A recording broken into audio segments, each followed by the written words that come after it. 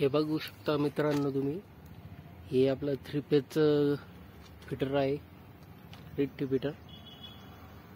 तर हे बघू शकता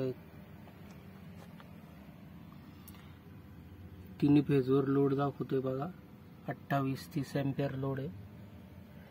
आणि आपण आता याला बंद करणार व सिंगल फेज करणार आहे। ते कशा पद्धतीने करायचं ते बघा। आता हे बघा मी ट्रिप करतो, हे बघा ट्रिप झालेले आहे। आता मी याला सिंगल फेज करतो बघा।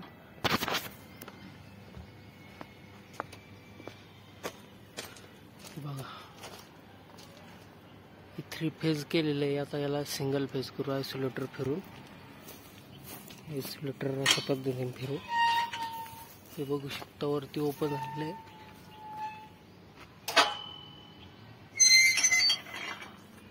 तसंच इकडचं बंद करूयात।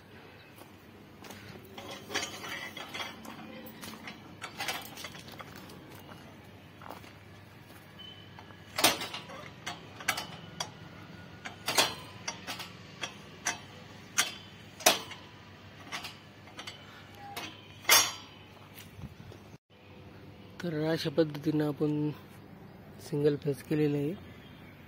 तर बघा हे चालू करण्यासाठी सर्वप्रथम आपण यामधली जी स्प्रिंग आहे बघा, ही चार्ज करणार आहोत। इथं हे हँडल टाकून चार्ज करावं लागते।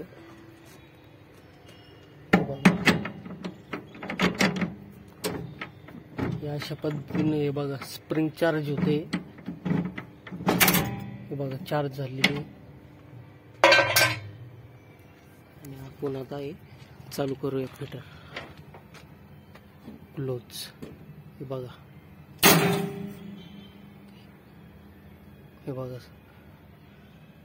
फक्त वाय फेजवर लोड आलेला आहे, सिंगल फेज झालेले आहे बघा। तर अशा पद्धतीची माहिती हवी असेल तुम्हाला तर माझ्या चॅनलला सबस्क्राईब करा। तुम्हाला पूर्ण सबस्टेशनची मी माहिती देणार आहोत आपल्या चॅनलवर।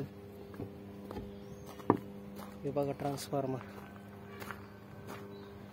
सबस्टेशनची पूर्ण माहिती पाहिजे असेल तर माझ्या चॅनलला सबस्क्राईब करा।